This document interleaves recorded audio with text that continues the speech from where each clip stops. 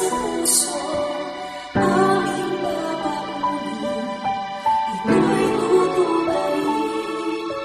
Mahal naming magulang, diploma'y inaalay.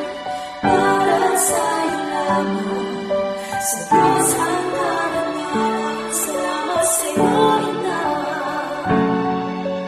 Ang aming Ama, sa iyo aming puno, sa iyong pagmamahal. Salamat sa iyo, O Diyos, sa pagpapala mo. Samahan mo kami sa aming pangarap. Salamat sa iyo.